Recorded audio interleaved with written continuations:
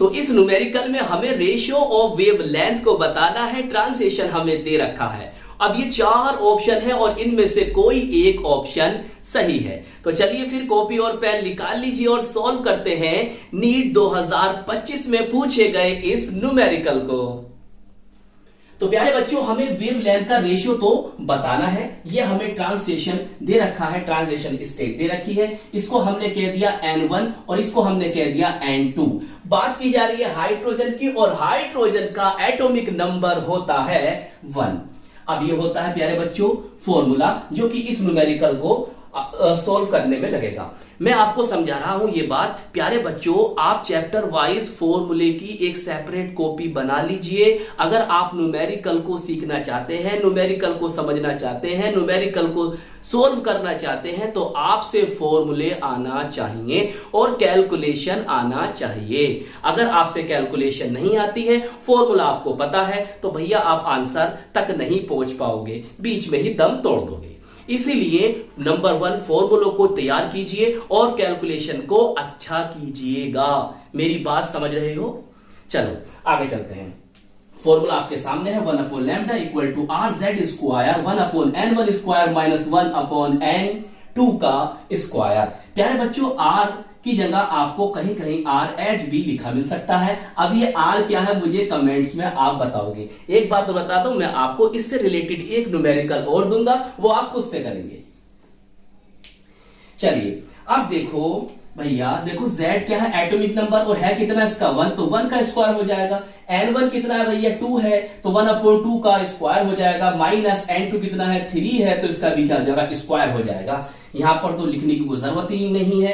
तो अब देखो भैया 1/2 का स्क्वायर क्या होता है 4 होता है और 3 का स्क्वायर क्या कितना होता है 9 होता है। आपके पास यहां बना 4, यहां बना 9, तो 4 और 9 का आप ले लोगे एलसीएम। जब आप यहां पर एलसीएम लोगे कितना आ जाएगा 36 आ जाएगा। लेकिन सर 5 कैसे आ गया, आओ समझते हैं पहले ये 5 कैसे आया है। 5 कैसे आया है, देखिए आपने 4 और 9 का जब अब आप एलसीएम लोगे तो प्यारे बच्चों एलसीएम बनेगा आपका 36, सही है। अब 4 को 4 से इसे डिवाइड करोगे तो 4 9 जा 36 होता है, तो यहां पर आ जाएगा 9 और 9 4 जा 36 होता है। 4 आ जाएगा तो कितना बचेगा 5/36, इसीलिए यहां पर आया है 5/36। अब देखिए यह 1/λ इक्वल टू R इंटू 5/36 है। अगर मैं लैम्डा को घुमा दूंगा मतलब इसको ऊपर ले आऊंगा तो नीचे वाली वैल्यू ऊपर चली जाएगी और ऊपर वाली वैल्यू नीचे आ जाएगी, इसलिए ये बन गया 36/5R। तो ये आपका आ गया λ1।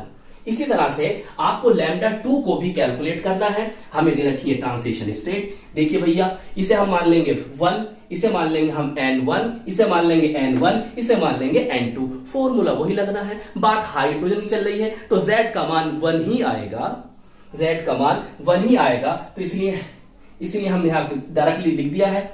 तो 1/4 का स्क्वायर कितना होता है 16, इसका स्क्वायर कि 36। इन दोनों का जब प्यारे बच्चों आप एलसीएम लोगे कितना बनेगा, मैंने कहा कर दिया आगे, हाँ मैंने क्या करा दो। इन दोनों का जब एलसीएम लोगे बन जाएगा आपके पास 144, सही।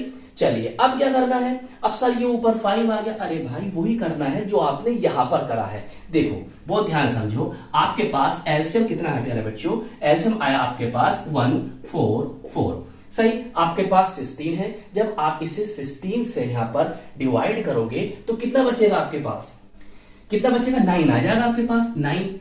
और जब इससे करोगे तो आपके पास कितना आ जाएगा 4 आ जाएगा। तो बात निकल कर वही वाली आ जाएगी, यहाँ 5 आ जाएगा, यहाँ आ जाएगा 144। क्लियर। तो यहाँ आ गया आपका पास 1/λ2 है ये R इंटू 5/144। अब क्या करना है भैया, ये 1/λ है। अब लैम्डा को हमें घुमाना है तो नीचे की वैल्यू ऊपर और ऊपर की वैल्यू नीचे आ जाएगी। तो बस ये वैल्यू पहुंची ऊपर 144 और ऊपर की वैल्यू आ गई नीचे। तो आपके पास λ1 भी आ गया है और λ2 भी आ गया है और हमें इसका रेशो बताना है। तो क्या करना है सर, आपको करना है 1/λ1/λ2। अब लैम्डा 1 की वैल्यू ये वाली है और लैम्डा 2 की वैल्यू ये वाली है। आप क्या देख रहे हो कि ये दोनों यहां से कैंसिल हो जाएंगे। 5r खत्म हो गए, बचा क्या 36/144। अब क्या करना है भाई, ये जाएगा कितनी बार 4 टाइम्स, तो आपका आंसर आया 1/4। तो बताइए अब कौन सा ऑप्शन सही है। तो आपका ऑप्शन यहां पर 4 बिल्कुल सही है। अब देखिए इस न्यूमेरिकल को करेंगे आप खुद से सोल्व, बिल्कुल इसी की तरह होगा ये न्यूमेरिकल भी, कर लेंगे ना। तो आई होप ये न्यूमेरिकल्स आपको अच्छी तरह से समझ में आ गया होगा। इस तरह की वीडियोस के लिए आप हमारे चैनल को सब्सक्राइब कीजिएगा, वीडियो को लाइक कीजिएगा और शेयर कीजिएगा। हम मिलेंगे आपको इसकी नेक्स्ट वीडियो में। जय हिंद, जय भारत।